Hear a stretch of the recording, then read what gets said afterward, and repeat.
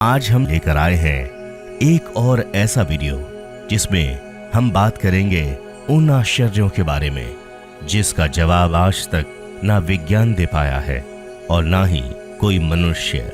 ये चमत्कार ऐसे हैं जिससे ये साफ होता है कि भगवान आज भी पृथ्वी पर विराजमान है। हम ऐसे ही कुछ वीडियोस लेकर आते हैं जो आपको अवगत कराते हैं भगवान के साक्षात पृथ्वी पर होने से। और आज के इस वीडियो में हम बात कर रहे हैं कन्याकुमारी तीर्थ के महत्व की।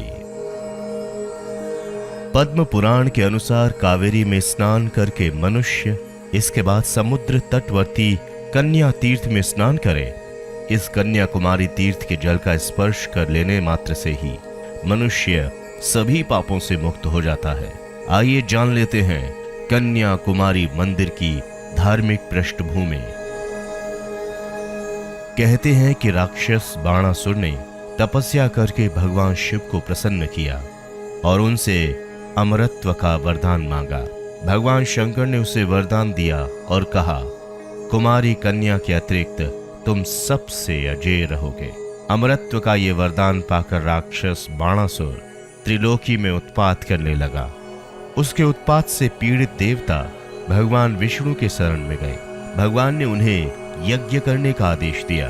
देवताओं के यज्ञ करने पर यज्ञ कुंड की चिद ज्ञानमय अग्नि से देवी दुर्गा जी एक अंश से कन्या रूप में प्रकट हुई। प्रकट होने के बाद देवी भगवान शिव को पति रूप में पाने के लिए दक्षिण समुद्र तट पर तपस्या करने लगी।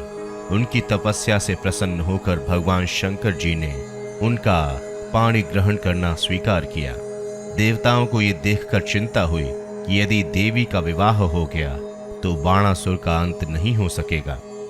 तब देवताओं की प्रार्थना पर देव ऋषि नारद ने विवाह के लिए जाते हुए भगवान शंकर को शुचींद्रम स्थान पर इतनी देर तक रोक दिया कि विवाह का शुभ मुहूर्त टल गया। मुहूर्त टल जाने पर भगवान शिव वहीं पर स्थान रूप में स्थित हो गए। विवाह के लिए प्रस्तुत अक्षतादि समुद्र में विसर्जित हो गए। कहते हैं वे ही तिल अक्षत रोली अब रेत के रूप में मिलते हैं। देवी फिर तपस्या में लग गई। बाणासुर ने देवी के सौंदर्य की प्रशंसा सुनी। वो देवी के पास गया तथा उससे विवाह करने का हठ करने लगा। इस कारण देवी से उसका युद्ध हुआ। युद्ध में देवी ने बाणासुर को मार डाला।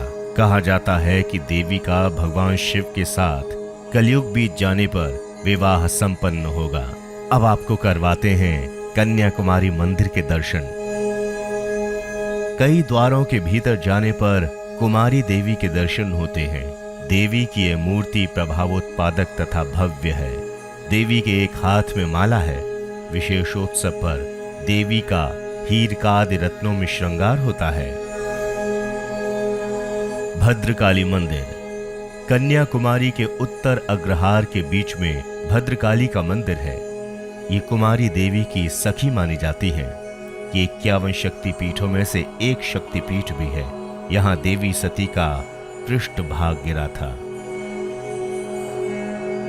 गणेश जी का मंदिर। समुद्र तट पर जहाँ स्नान घाट है वहाँ घाट से ऊपर दाहिनी ओर एक छोटा सा गणेश जी का मंदिर है। गणेश जी का दर्शन करके कन्याकुमारी मंदिर के दर्शन करने लोग जाते हैं। मंदिर में द्वितीय प्रकार के भीतर इंद्रकांत विनायक नामक गणपति मंदिर है। इन गणेश जी की स्थापना देवराज इंद्र ने स्वयं की थी। विवेकानंद शिला। समुद्र में जहां घाट पर स्नान किया जाता है वहां से आगे बाईं ओर समुद्र में दूर अंतिम चट्टान दिखाई देती है। उसका नाम श्रीपाद शिला है। स्वामी विवेकानंद जब कन्याकुमारी आए तब समुद्र में तैरकर उस शिला तक पहुंच गए। साधारण यात्री ऐसा साहस नहीं कर सकता। उस शिला पर 3 दिन तक बिना कुछ खाए पिए वे बैठे आत्मचिंतन करते रहे। फिर नौका द्वारा उन्हें लाया गया। सुचींद्रम। कन्याकुमारी से सुचींद्रम की दूरी 13 किलोमीटर है। इस स्थान को ज्ञान वन क्षेत्रम भी कहा जाता है। गौतम ऋषि के शाप से इंद्र को यहीं पर मुक्ति मिली थी।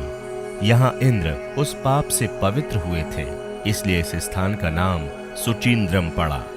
तो जाना आपने कन्याकुमारी मंदिर का रहस्य।